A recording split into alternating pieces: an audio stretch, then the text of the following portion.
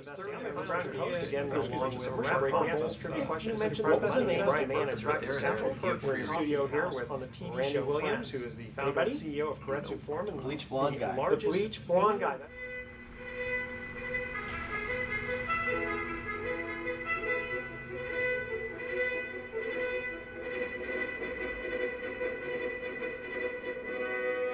Welcome to the Best of Investing. I'm Edward Brown, your host. Here's our format. A bunch of guys sitting around a bar. There's no bar. Having drinks. There's no drinks either. But we're talking business, and you, the audience, are listening in. Best of Investing is actually a radio show that has been around since August 2010, and it airs every Saturday on Fox News Radio, 9:10 a.m. at 1 p.m. Now, we're not a political show. We're strictly business, so everyone will be happy with that. We'll have various speakers, guest speakers, attorneys, accountants, economic advisors, business coaches. I have great co-hosts with me, Mark Hanf of Pacific Private Money and Brian Burke of Praxis Capital. Now, the cool thing about this is that you're actually getting to see scenes behind the scenes. So we all have headphones on because we're recording a radio show that is going to be airing on the air on radio. But in addition, you get to see what happens during the commercial breaks, how we prepare for the next segment. So it's a lot of fun. There's going to be a lot of levity because I like to try to throw a little bit of humor in there because, you know, just business by itself sometimes gets a little boring. So you got to always kind of break things up. Remember, I'm Edward Brown, wishing you the best of investing. Are you ready? Let's go. Welcome. You're listening to the Best of Investing on News Talk 910, sponsored by Pacific Trade Exchange. And Brian Capehart will be here in a couple of segments. So first of all, let's just introduce ourselves. I'm Edward Brown, and I'm here with Mark Hanf, who is the president of Pacific Private Money, California's fastest growing private lender, and Brian Burke of Praxis Capital. And for those of you listening for the first time, here is our format. A few guys sitting around a bar having drinks without the drinks. And what is our show about? It's about real estate, the financial markets, and other economic business of the day.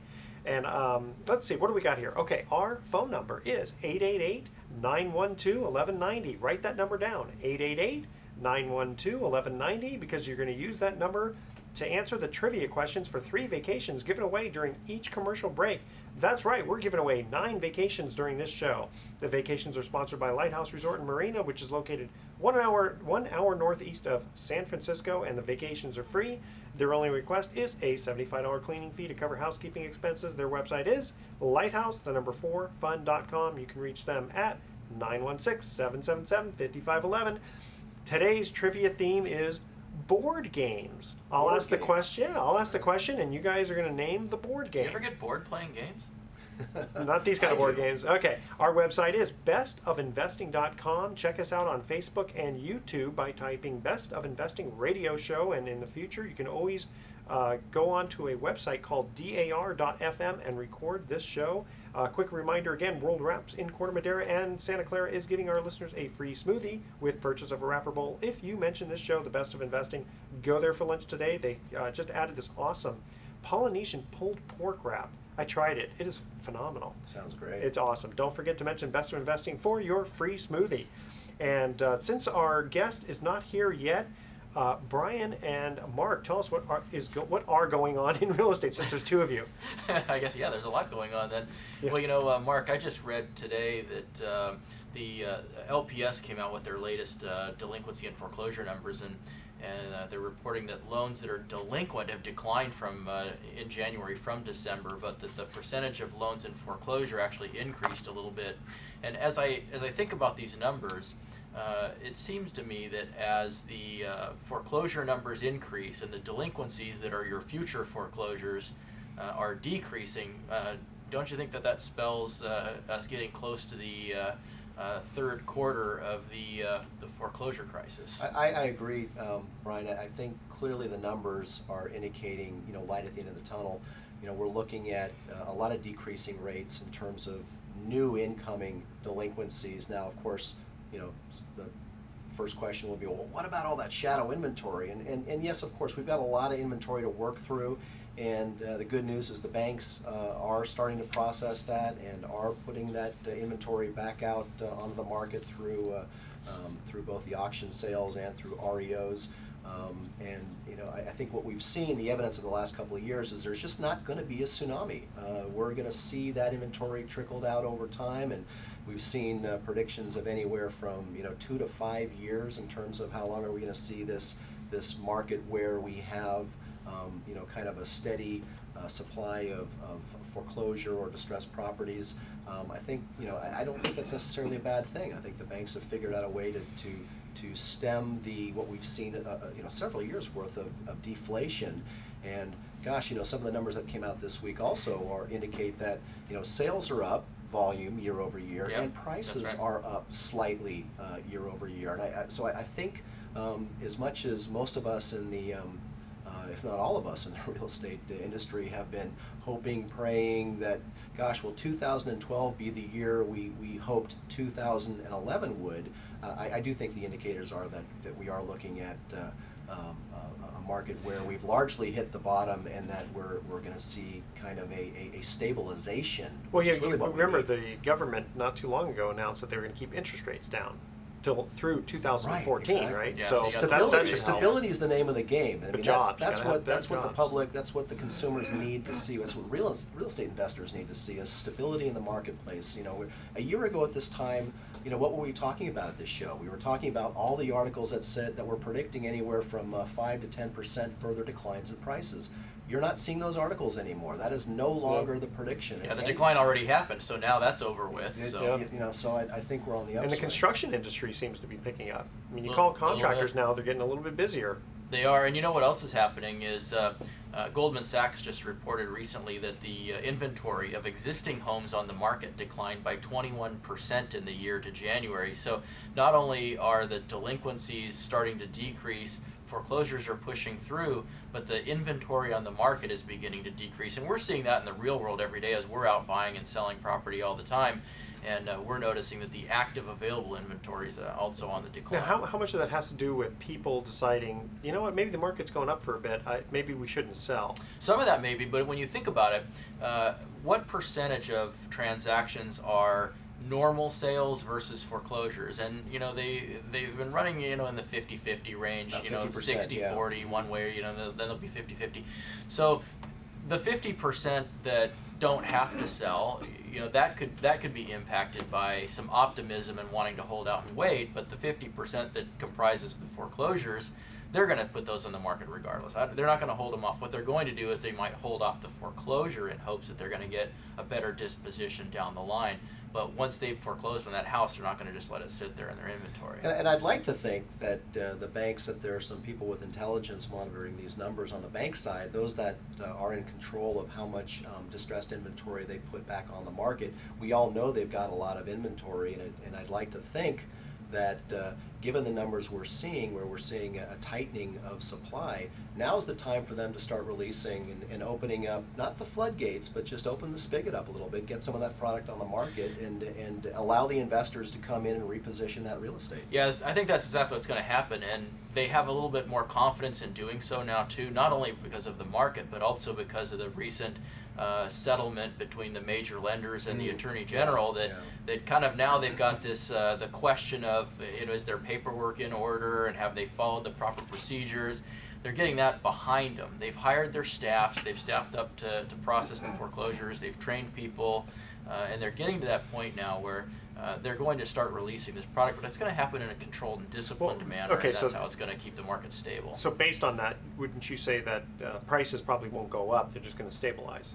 I think they're going to stabilize in the short term, but I think they're going to go up substantially over the 3 to 7 year time period. And nobody's building anything to add to the physical supply of inventory. So the only thing Not you have yet, and going on also right now that's is the always a couple of years foreclosures. behind. It is. Yeah. In a couple of years is probably an optimistic statement, because in California, how long does it take to actually get a project from raw dirt to sticks in the air? That can take years. It just took to me get that 9 approved. months just to get a permit to put a birdhouse. Yeah, right.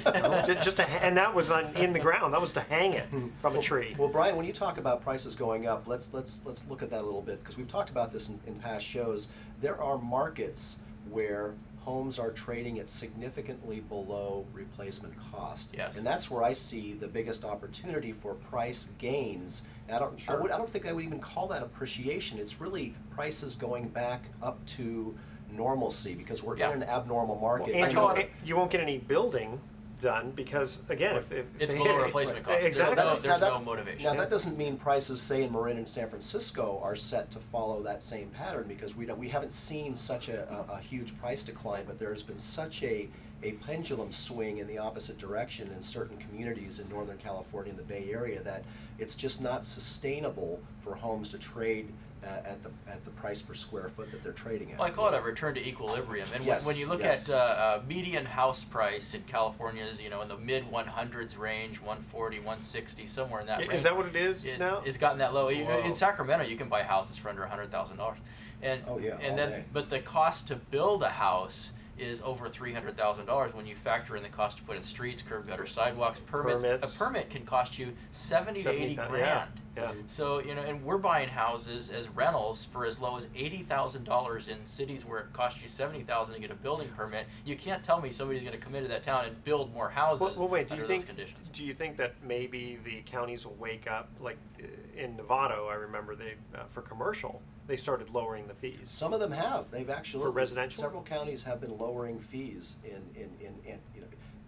with the idea that they would entice builders to apply Yeah, for. well, But that others would are be smart. saying, geez, we're not collecting enough revenue. We need to raise the fees. Well, but that's so stupid. That goes Yeah, back to what I said nobody's about. paying it. I mean, who was it? Ford that was having problems. I say, okay, well, here, Ford. You know what? I can help. I can solve all your problems. All you have to do is sell one car. Just sell it for $2 trillion. But all you have to do is sell one Yeah, car. right, I mean, exactly. it's really stupid. Okay, Yeah. we are going to cut to our first commercial break, and here is the first trivia question. Again, remember the theme is board games. Board games. Board games. Okay, what board game involves solving a murder using weapons such as a candlestick or a rope? The first three callers with the correct answer win a free 3-day, 2-night stay at the Lighthouse Resort. Their website is lighthouse4fun.com. Call 888-912-1190. That's 888-912-1190 to answer this question. What board game involves solving a murder using weapons such as a candlestick or a rope? 888-912-1190. Make sure to include your name, address, email address, and phone number, and make sure that you spell out your email address. And we will be right back.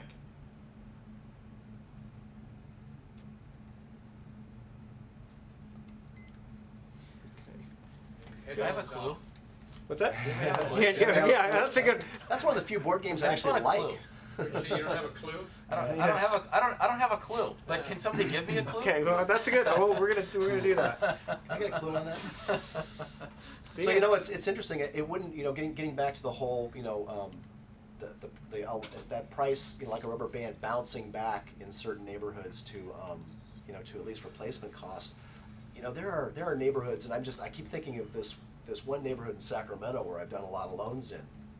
And the initial bottom in this neighborhood, and this is like North Highlands, Del Paso Heights. There's a whole zip code there of thousands of homes that had its initial bottom in 2009. And I know a lot of guys that went in there and bought.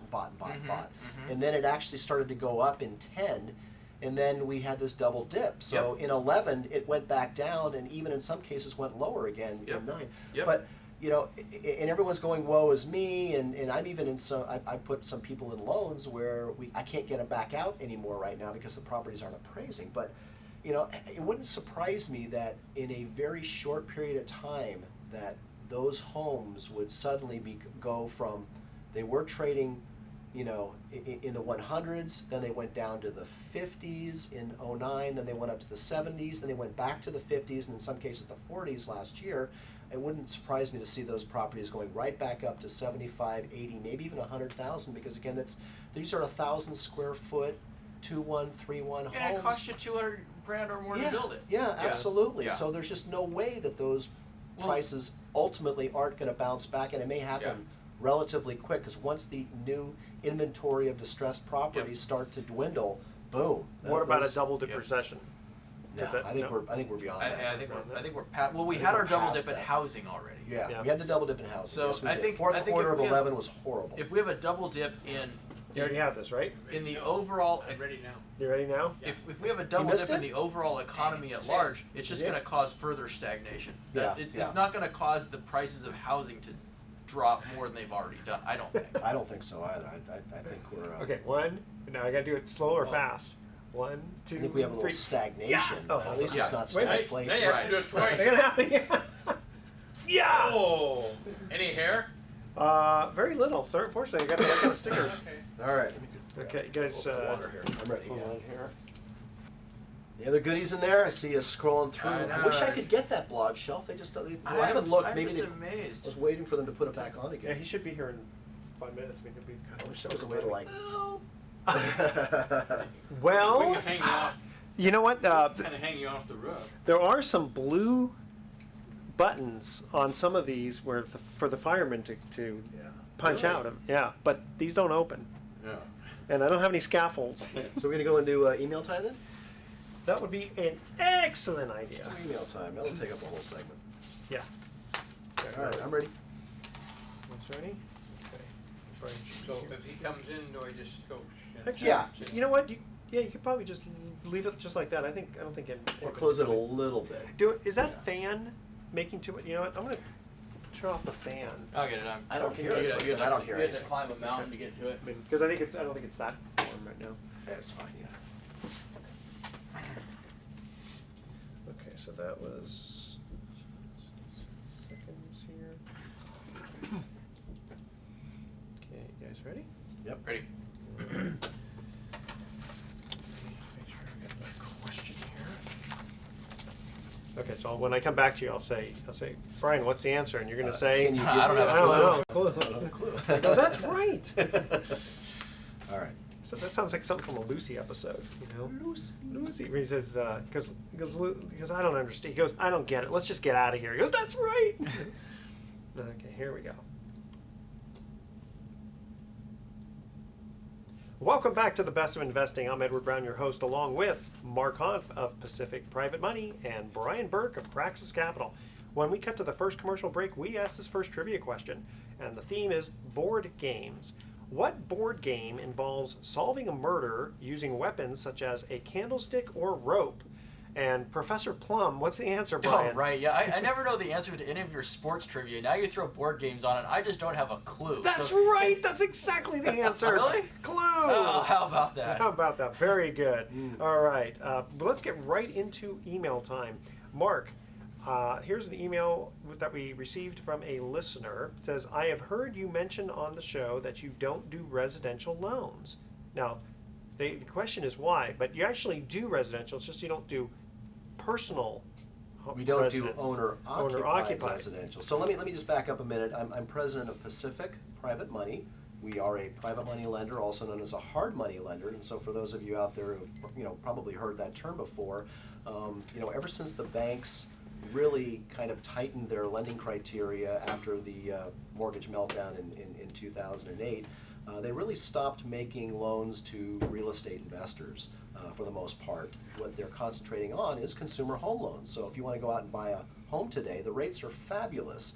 But if you want to buy rental property, because you believe California homes are on sale and that you can get good rental income for the price you pay, which is true, by the way, or if you want to buy fix and flip because you believe that there are opportunities to buy properties at steep discounts that with a small amount of investment can be put back on the market and resold for a profit, which, by the way, is true, too. It's being done daily in markets all over the Bay Area. You would come to someone like our company, Pacific Private Money, and fill out a loan application. We make between 15 and 20 loans per month to real estate investors. And the reason we don't do consumer home loans is, quite frankly, the government doesn't want us to. What do I mean by that? Hold on. What does that mean? It seems counterintuitive. Well, after the horses left the stable and the mortgage meltdown, a lot of politicians decided that they were going to make sure that never happened again. So they were going to punish those predatory lenders for making bad loans to people who couldn't afford to pay them. So they passed a whole slew of new laws that essentially don't allow companies, or banks for that matter, to make a loan to people who can't afford to pay them. So, and particularly when it comes to a consumer home loan, a home on your or a loan on your primary residence is governed now by about 20 new laws that weren't there 24 months ago. And they include things like minimum period. For example, we can't do a loan, generally speaking, for less than 7 years, and it can't be higher than a certain interest rate. But more important than that, you have to qualify, full documentation. We have to prove that you can actually afford to make the loan payments, and that's a problem oftentimes in our industry. So, because if you can't qualify, you're going to go to a bank anyway, so you're not going to come to a private money lender. Let me ask you about the qualification, full doc. Let's say someone shows you a tax return that doesn't seem that they can qualify, but they have other things that they produce that make it look like they can, like bank statements or some other. I mean, I'm guessing that there's maybe a lot of companies out there, a lot of people out there who are in cash businesses. They don't want to report the income, but yet they're somehow able to prove to you that they can document it. Well, the good news is that there are private lending companies in the Bay Area that are making consumer home loans. So if you can't qualify for a bank loan because you've had a foreclosure, but you've got income, there are companies out there. We just happen to focus on a niche of, we serve the real estate investment community. We like rehabbers and flippers and folks like that. So that's our niche. There are companies in the last 12 months, and if anyone wanted to know who those are, I'd be happy to refer you to those companies. These are good companies in the Bay Area that will make consumer loans. They're obviously not at bank rates. Now they're going to be anywhere from, I think the lowest I've seen is 7.99 to like maybe 9.99, in that range for a purchase money loan to buy your primary residence if you don't qualify for a bank loan. So there are options out there, but generally speaking, the type of loans that we're looking at Pacific are generally loan applications for people who want to buy fix and flip or buy rental property. Okay, and before we get into email time for Brian, there was something we talked about before the show that I thought was kind of fascinating, that you have lenders sitting by who have lots and lots of money, but they're not lending it out yet because they're still demanding a high rate, but yet you could potentially place the money for them if they would lower their demands. Why don't you get into that a little bit? There's a phenomena right now where if you've lent your money out privately before, and listeners to the show, some of you may have heard or be familiar with trustee investing, as it's called, and that basically is where you fund a loan to an individual who's buying real estate or owns real estate, and traditionally you could get very, very high rates. And what I mean by that is 10, 11, 12% was not unusual. And so we're in this market now where there's a strong demand for capital, but there's a strong demand, and Brian, I know you want to chime in on this, is for lower priced capital. In other words, if I could find lenders willing to allow me to loan their money out at, say, between 6 and 8% safely with a very, very secure loan, I could do a lot more loans to the investment and commercial community. And those lenders would be able to place their money rather than more having quickly. More quickly. So I've Otherwise, got right these now, guys. So I've got it's- these lenders who are used to getting 11 and sometimes 12%, and they're sitting around with their money, earning nothing in a money market account, waiting for me to call them with a funding opportunity, and I'm not.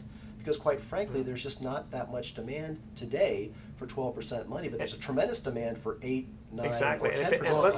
let's say it took 6 months. Yeah, then and how much do you lose? If it takes 6 months, you finally get them 12%, Yeah. and it's only, let's say, a 1-year loan, then in theory they really lost 6. I mean, they're really getting 6% because it was at 0 for. Well, here's the 6%. other thing too.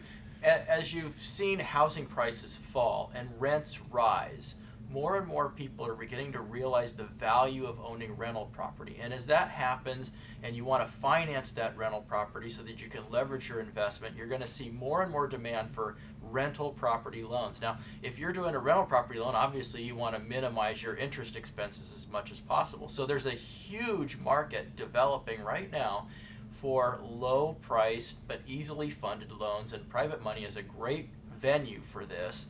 And you could probably place a lot more money in that particular venue if the lenders that were in control of the dollars were willing to accept that. Now, the benefit for them is this.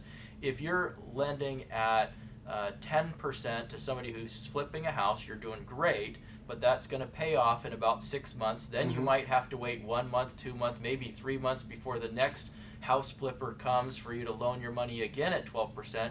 So if you had it loaned out for 8 months of the year at 12, what does that have to equal to if you lent it out for the entire year or 2 years or 3 years at a lower interest rate? Basically the opportunity cost can outweigh if these. You're going to net the same either way. Or you can potentially charge a lower rate and still net the same or more money. And in theory, if you are able to get lower interest loans out there, theoretically they should be a little bit safer. Theoretically. Yes. Well, it is safer because if the borrower has a better ability to afford to make that payment, it is by definition a safer loan. Then you've got the double safety of having protective equity, meaning you're only loaning, let's say, 65% of the value and no more than that on the property. But then you've got the borrower who has lower income, interest payments, and he's making lower interest payments. No, but I was thinking about a borrower comes to you and says, "Listen, I got a slam dunk deal. It's only 18% loan to value.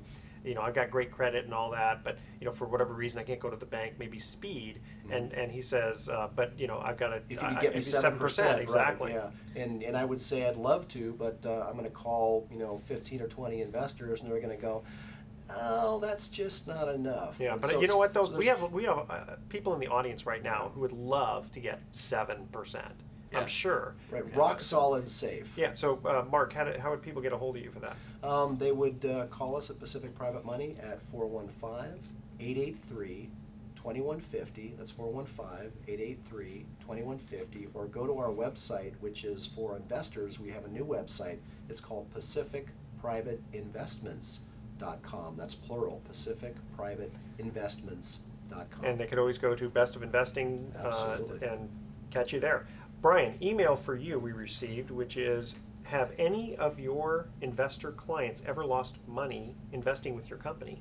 So tell us what your company is. That's a pretty good question, actually. I think a lot of people will be interested in that. My company is Praxis Capital. It's Praxis, Praxis Capital. We're a real estate private equity firm. We invest in rental property and buy, fix, and flip real estate here in Northern California. So in answer to your question, Edward, the answer is no. Nobody's ever lost money with our firm, which, in an equity investment, that's what we're doing is equity investments. The investors in our company actually own a fractional percentage of the real estate, but not directly. They own it through a fund. Now, whenever you own real estate in a fund, you're always subject to the potential of loss, because if the project loses all of its money, investors are at risk. So these are a little bit higher risk investments than a trust deed investment where you have security against the real estate. But we're very conservative and disciplined investors, and we've never hit a loss yet. In fact, I had a 7-year period where even when the market was moving against us, our investors were earning just over 20% return on their money on an annualized basis. That is amazing. And to do that in a down market is pretty good. But I mean, one thing you've got to realize, and just to clarify something I mentioned earlier about median California home prices, statewide the median is $260,000 currently, but in the markets where we're doing our business, our median prices are about $140,000 in some Northern California counties where we're operating. And when you're dealing with property in that price bracket, in that very lowest tier, there's a lot of stability. The risk is a lot lower. We're buying properties for $80,000 to $110,000 that bring in $1,100 to $1,500 a month in rent. So that reduces the risk tremendously, and it's pretty hard to screw that up. I mean, you're buying those at like a 7 gross rent multiplier. Yeah, it's ridiculous. As low as 5, actually. As low as 5. Yeah, and especially with interest rates low. Now, you buy yours for all cash, right? We buy them for all cash. Well, you're buying from the auction, right? So you're getting that for the most part? Yeah, for the most part. We're about 75% auction, about 25% bank owned, and short sales. All right. And how do people get a hold of you, Brian? Best way is to go to Praxis Capital's website. It's www.praxcap.com. That's praxcap.com. There's also a link to our website on the show's website, bestofinvesting.com. All right. We're going to cut to our second commercial break. Here's the trivia question. Again, board games is the theme. What board game reportedly is the most popular game in America? The first 3 callers with the correct answer win a free 3-day, 2-night stay at the Lighthouse Resort. Their website is lighthouse4fun.com. Call 888-912-1190. That's 888-912-1190 to answer this question. What board game reportedly is the most popular game in America? 888-912-1190, and make sure to include your name, address, and email address, and make sure that you spell your email address for us. And we will be right back.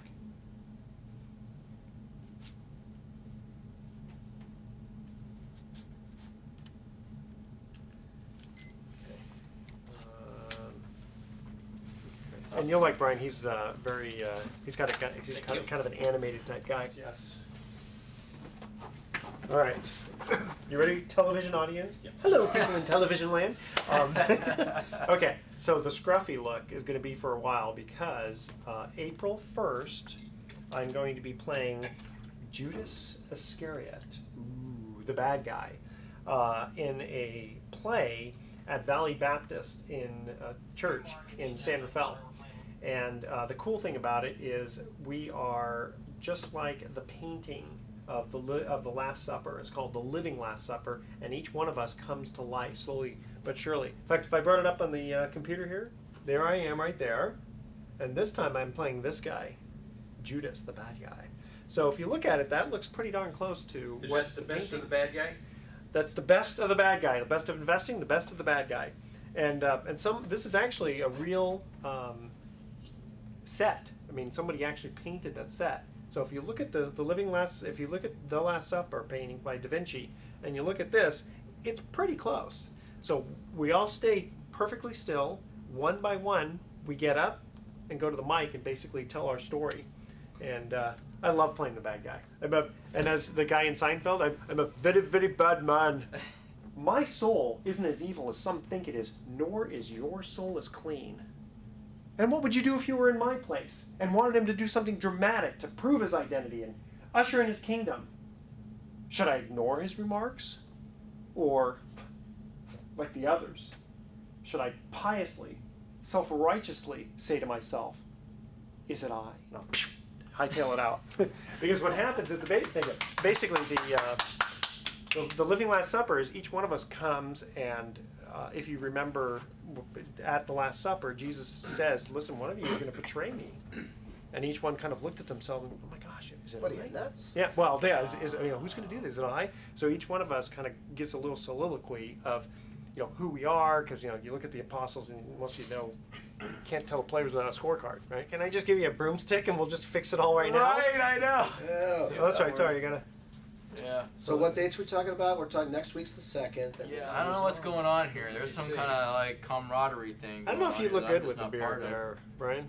No, I don't think Let's so. see. Anything serious with this? I mean, to have surgery. like brothers. Band of Oh. brothers. Okay, here comes The way I do this Is that is good? Thank you. I'll Yep. go count down like this because we have to have 5 seconds of quiet before we actually record, and then at the very end we'll be quiet for so many seconds. Okay. And then I'll do here is introduce. We're coming back from break. We're going to ask the trivia question, The trivia question. which I don't know if you guys know the answer. I to don't that even one. remember it, so. That's like yeah. Rooms of You have can't questions hear for each Brian? I mean, once we get going, I'm sure we can other. figure it all Not out. specific. Alright, we kinda know. But yeah, you. He can explain. He'll explain what he does and Oh, cool. We make money. okay. You guys Barter ready? Exchange. Yeah, we're. Okay, here we go.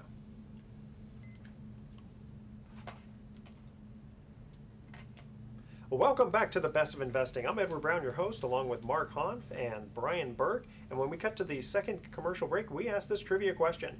What board game reportedly is the most popular game in America? And today's trivia theme is board games.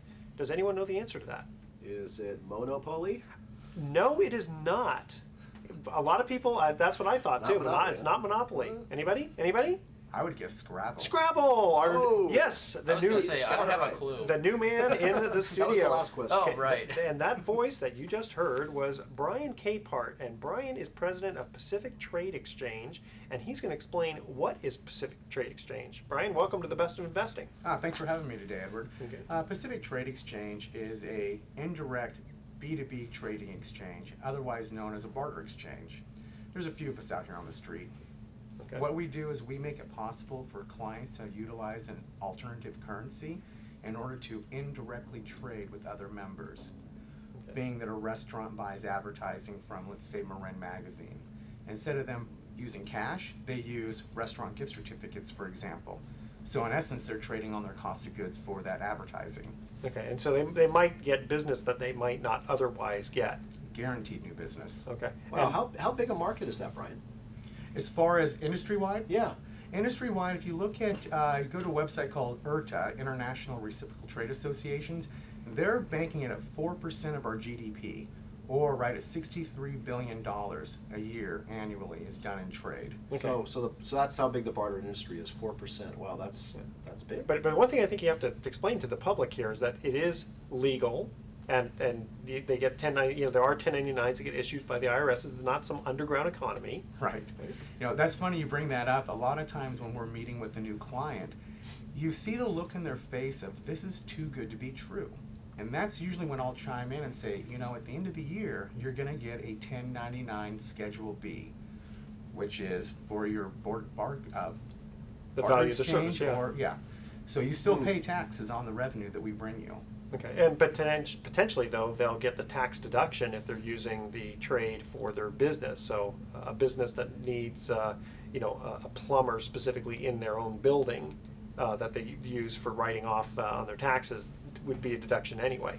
Exactly. I'm not an accountant, but typically anything you spend cash for on your business, it's a write-off, would be the same thing in trade. Exactly, and I was explaining to Brian the other Brian Burke here, the type of business that you are in, and at first I was thinking, gosh, the kind of business Brian is in with raising money for investments in rental properties, there may not be a fit. But then Brian, you actually brought up the point. Yeah, I said, we also have a real estate brokerage firm. So I said, in one respect, we could have a plumber work on our rental house, and in exchange, we could offer real estate brokerage services to someone selling a house, for example. Exactly. So it seems like it's multidisciplinary. It doesn't really matter what you do. If you exchange money for your services, you could utilize something like this. And I'm going to give you a little plug here, Brian, because for a couple of reasons. First of all, your fee is only 5% compared to a lot of other companies that are 6%.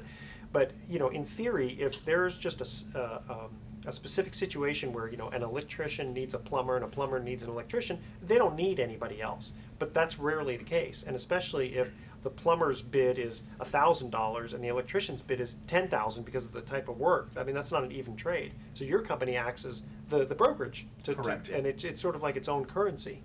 We look at it as, in our company, we're trying to rebrand our business to be a little bit different, where we're a community of member businesses who indirectly trade amongst each other. I tell every one of my clients, it's not my exchange by any means, it's your guys' exchange.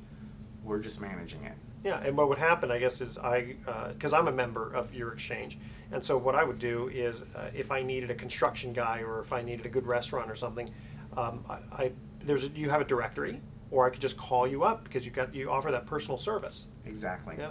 So how would I know if my business would be a good fit for that kind of service?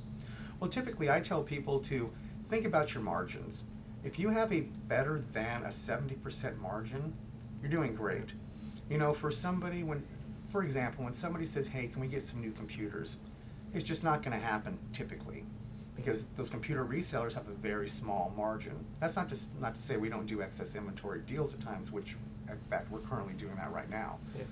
But if someone has a good margin, they have room for extra business, they're a good fit. Especially if you're a labor service provider, like Exactly. you mentioned, a plumber or an accountant or somebody who you're basically selling your time for money. That's an excellent fit, it would seem to me. Oh. Now, if you had to buy a lot of materials or things that go into what you're doing, I could see where you have some constraints there. Exactly. It just comes down to what's called the liquidity of the dollar. Yeah. The example you just brought up, construction, if you have to lay out a lot of cash. Well, if you were going to spend, let's use $1,000. If you were going to spend $1,000 on, let's say, printing, you can either write a check for that, or let's say that $1,000, we'll call you a handyman right now. You did a $1,000 job, but you had $600 in parts there. At the end of the day, you're still saving $400, Yeah. and we brought you the job. So it all comes down to people what they can spend their trade on. Is how there- they can But there's reinvest also it. a combination. Yeah, I was it gonna say, doesn't is there have a to be hybrid There where- is, there is, yeah. but especially in that exact example with construction, where the guys, the trade guy might say, listen, I'll do the job for $1,000, but my materials are $600. You got to pay at least the $600 in cash. Yeah, if it's That's something still they don't good. currently stock. I mean, that's how we look at it. Yeah. Because if that $1,000 job is going down at a restaurant they frequent, that restaurateur is going to say, look, people come in here, they eat our food, they leave, and we have to come out of pocket for that food, so why don't they pay us 30% every time they come in and eat? Some people would say, that sounds good, let's do it. That exchange won't be around.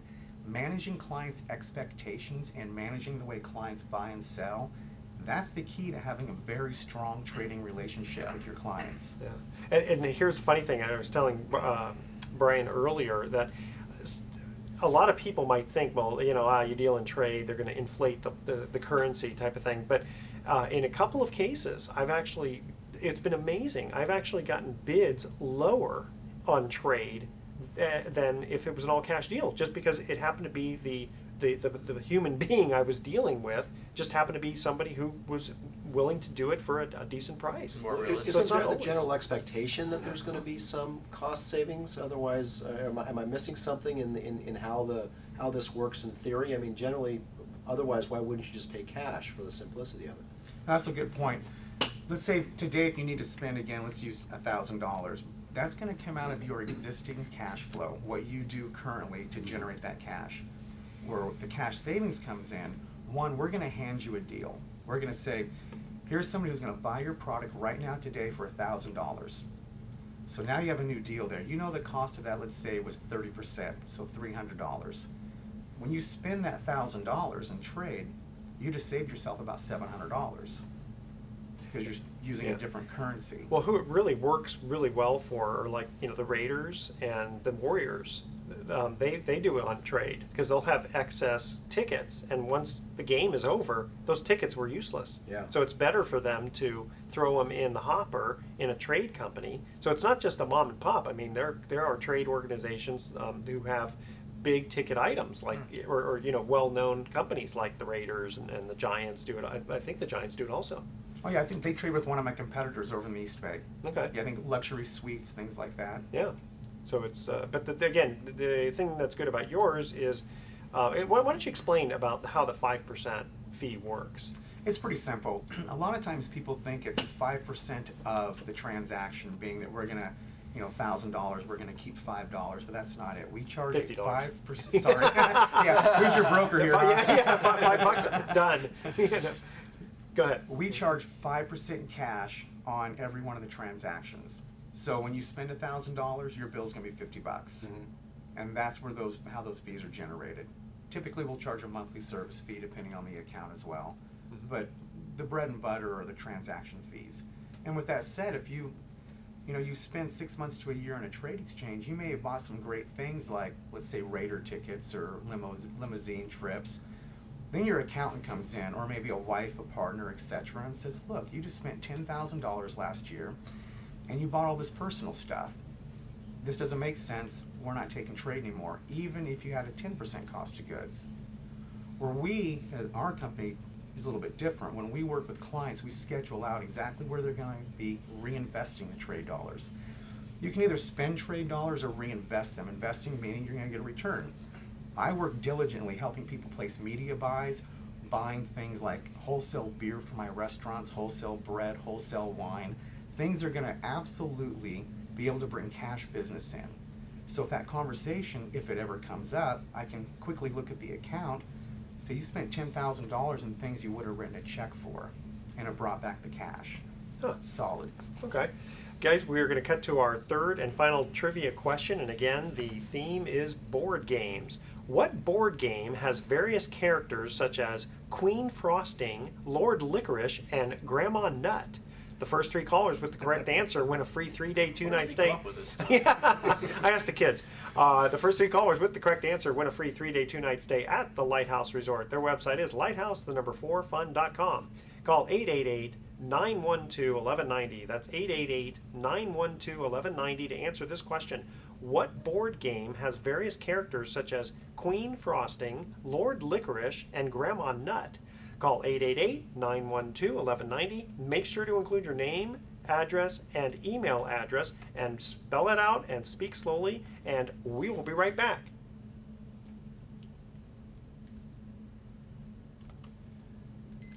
Good. Awesome. I hate my voice. Just make sure. Nothing you can do. I know it's hard, but there's a temptation to talk like this, know. and you just pretend that you're connected here, and you just pivot. That's all you have to do is just pivot. I don't know. I don't have a clue. What is it? Candyland. So when Yep. All right. Take care. Hey, good Brian, meeting it's nice meeting you. It's a pleasure meeting Take you care. too. All right. Good luck. We'll see you again. You know, mind if I mention you? No. Okay. See, Kramer's a good example, right? He's a videographer. You might have a need, someone who's got a need for. He doesn't like to do weddings, but let's say for their website. Mm-hmm. He used to be with my competitor, and he could call them and say, I need to get tap handles made. Sorry, we don't do that. Calls me, let's think about this. Auto body shop. So we turned around and got 350 tap handles The auto body made. shop made it. Yep. That's a Dan great brought in the story. material for him.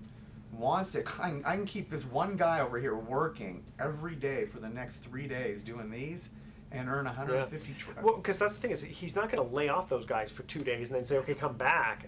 I had that a roofing situation when we owned a building across the street here, and it's like we needed a roof, but it's like I don't know if we really need, because we're going to sell the building, and we got a bid of like $15,000, which was not too unreasonable, but we just weren't ready to pull the trigger. And the guy, the roofer called me like a week later, and he goes, Edward, listen. He goes, here's the deal. He goes, I don't have enough work right now. If I lay these guys off, I won't be able to get them back. I'll do it for $10,000. Yeah. And it was That's how I got my cabinets built for my last house. Same thing. It was like, oh God, you guys are so expensive. Then literally within weeks he said, I'm between projects. Look, let me just That's come it. down and I just want to keep busy. Yeah. Exactly. Now the thing is, if you were in a trade organization, you could still do that, right? It doesn't have to be cash. In fact, the guy could say, listen, I'll do it all for trade. Right. Yeah. It all comes down to where people are spending. My competitor, they try to do things all at 100%, like on construction and whatnot, and then you'll find out that they might talk somebody into doing 1 or 2 deals, and then they're not a client anymore. Exactly. And what I do is I'll work, because I am the guy in the middle when I've got to explain to a restaurateur why they're paying, say, 20%, 30% cash for a new roof, for example, and they give me the, people come to my restaurant. Well, I know these are incremental sales. You would have thrown away the food. He's not storing the shingles in his. I can come back with all those arguments, but I try not to. But then it just helps them understand that this is still a huge benefit. It's either you do it or you don't. So instead of talking someone into doing these big jobs like that, that's what my contractor. We're doing some pretty big contracting jobs right now. And it's better to just and to do some cash and trade just to get the deal done rather than lose it. Yeah. Right. Yeah. And what do you do if you can't find? Do you? I mean, if let's say I asked you for something and you just don't have it in the system and can't make it, then what do you do? Just say no, or do you push it on to a competitor, or what? And that's funny because we're actually pretty good at calling people back and letting them know we don't have that. Yeah. Because no, it's either we find out 2 things: either we have it in the network, or we're gonna go after it because you've supplied us with a couple of bids. Because we work together on this one. Yeah. But then we come back and say, hey, we have a new client, he's ready to do your job, or here's what we have found, why it does not work for this industry. Because we don't claim to know everything. And do you trade dollars with other organizations? No. Okay. Because the couple of them do. Yeah, we do reciprocal. Well, that's what I mean. Yeah, I'll do reciprocal things, but that's going to a third account between the two, where some companies actually honor each other's currencies. Yeah, that's what I was thinking of honoring. And that's they've tried that one before, and it just becomes a big mess. Yeah, because I don't want a credit balance on my. Okay, you guys ready? Yep. Okay. I'm ready. Good. Okay, so I go 4 seconds of silence here, and we got 9 minutes to go. Ready? Here we go. Welcome back to the Best of Investing. I'm Edward Brown, your host, in the studio with Mark Hanf, and we have a guest, Brian Capehart of Pacific Trade Exchange, who is actually the sponsor of the show. We love that. Okay, here's the trivia question. What board game has various characters such as Queen Frosting, Lord Licorice, and Grandma Nut? Anybody? Well, you got to have little kids to know the answer to that. It's Candyland. Candyland, that's right. And I got to tell you that that's one of the most competitive games in my household. I am ruthless. Do not play Candyland with me. The Oh, kids end up kids still do, crying. yes. It's a mess, I'll tell you. Okay. Great dad, though. Yeah, you love it. Kids love me. Brian, you are with Pacific Trade Exchange, and we've been talking about the various aspects of your company. And Mark, I think you had a Well, great yeah. question. So you started out, Brian, by saying you're a more of a B2B exchange, which I guess means like as a consumer, I wouldn't just log on to the site and be able to like engage with your clientele or barter, because unless I have a business, I need to Something have to something offer, to yeah. something to offer. So what is there an industry that like is the most popular type of industry, or is there a group of industries that are kind of like the most popular participants in this exchange? Well, your foundations typically are going to be your media, your restaurants, and your travel, because everybody uses those. Mm-hmm. And that would start it out. And then you start looking at who can service those different industries. Would it be a linen company for your restaurants, wholesale beer distributors, floor cleaning? And you start building from that, because you want to start, when you look at a new client, like on break we were talking about, would certain businesses be a good fit? We won't sign up a client unless we know we can bring them business and help them offset expenses. And so it's a pretty big world out there. I mean, sometimes we're shocked when somebody calls us and our first reaction might be, I don't think we can help them. Then you start thinking, or that person starts telling us reasons why, then the light bulbs start going off. Well, it's amazing. I've dealt with Brian here for a few months, and it's really interesting. He's very creative. It's really, really interesting. And you said something also off the air about it being, not an answer for a company that's like dying for business. I forgot how you put it. I thought you put Vitamin it supplement. Yeah. So I didn't coin that myself, but somebody I worked with for a few years coined that term. And what he had said was, trade should not be looked at as a lifeline for a failing business. Got it. This is a vitamin supplement for a healthy business. And couldn't have been said any better. Well, give the example with the gentleman with the handles. Yeah, that was That a was great really story. cool Share story. that one, please. Yeah, that was interesting. Our wholesale beer distributor, Bison Brew, which is an organic brewery out of Berkeley, he called me one day and said, hey, we're going to start putting our beer in kegs and hitting the restaurants. I need some tap handles. And I just, geez, we don't have anybody Yeah, who's going who to make makes the tap handles? Yeah. But, started, hung up the phone and just started thinking. And I spoke with Dan later that day, and we had this great idea. He was going to get the materials. This is something our auto body shop wouldn't normally have. We took the materials he needed to an auto body shop. They put the tap handles together for him. So the auto body shop thought it was great. Using their spare labor. Exactly. Yeah. It was exactly In what it between was. Because otherwise, yeah, exactly. Otherwise, they're just sitting Right, 'cause around that's- doing because nothing, the getting employees paid. are getting paid by the hour. Yeah. Right. Yeah. And his So- employee thought it was awesome. The guy who actually put these together thought it was the coolest days at work. Instead of sanding a car, he's Yeah. putting tap handles together. That's amazing. Any other fun stories you got like that? Oh man, it can all vary. Let's see. Yeah, that's okay. Yeah, well, it's interesting. I was talking before I knew about these trade organizations, where we had a roof that needed to get done, but the bid came in at $15,000, and at the time we were going, that's a little too much. We don't know if we really need it, and so we just did nothing. A week later, the guy calls us back and says, "Listen, here's the deal. I'm in between jobs, and I don't want to let my laborers go, or else I won't be able to get them back. I'll do the job for 10 grand." And we said, "Sure, okay, that's a good price." And so we went ahead and did it. Now, that's the kind of organization where, again, it's very similar to an auto body shop, where if you're going to have to pay these guys anyway, you might as well at least get something for it. And if you can get trade, and especially if you have to pay a fee of only, roughly 5%, for every $1,000, it's only costing you $50. So if you're thinking of it in terms of what is your business capacity operating at, so particularly when you've got hourly employees, and if you're operating at 70 or 80% of capacity, wouldn't that be really cool to put some of that excess capacity to work? That's good. That's a good point. Exactly.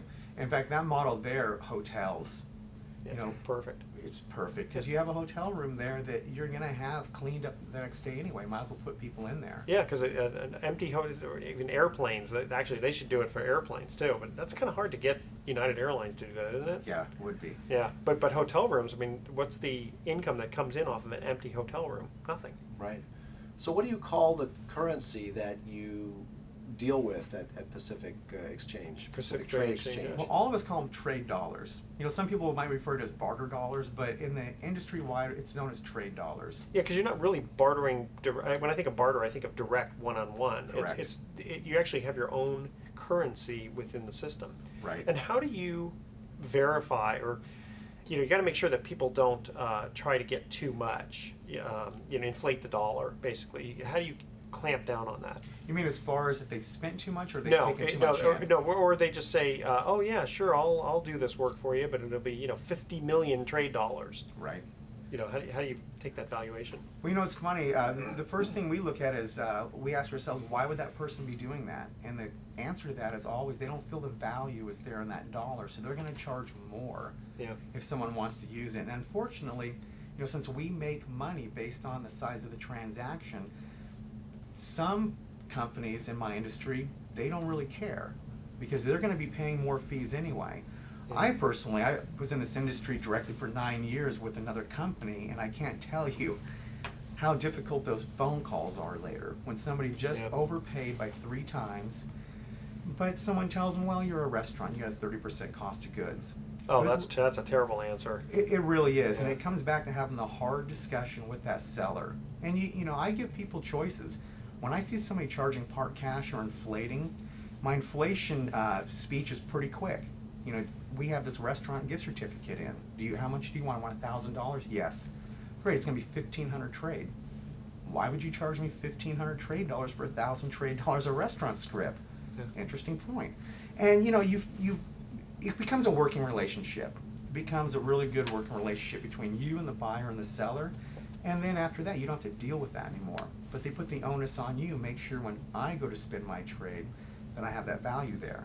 Exactly. And is that a problem with other organizations? Is keeping a lid on inflating those exchange it dollars? can be. I mean, I dealt with some where I had a guy come out for a bid on doing some work on my trees, and his bid was like 3 times the amount that it would have cost for cash. That's and I just, and he wasted his time coming all the way there because he said, "Oh, it's just trade dollars." I go, "No, these things are valuable." Okay. All right, guys, we have to sign off today. How do we get a hold How do we, of Brian? How do people get a hold of you? Oh, very simple. Just go to packtrade.org. Okay, we're definitely going to have you back on the show. On a personal note, I'm going to be playing Judas, the bad guy, at Valley Baptist Church on San Rafael at 6 p.m. on April 1st. Yes, come watch your favorite host of Be the Bad Guy. And it's called The Living Last Supper, where we look just like the Da Vinci painting. And thoughts for the day. If you have a headache, do what it says on the aspirin bottle. Take 2 and keep away from children. And I saw a sign that said, "Seeing eye dogs only." Who's supposed to read this? The dog? Okay, tune in next week to the Best of Investing. We're going to be giving away 9 more free vacations for answering trivia questions. Thanks Pacific Trade Exchange for sponsoring the show. And audience, thanks for listening. On behalf of our team, I'm Edward Brown, wishing you the best of investing. So long.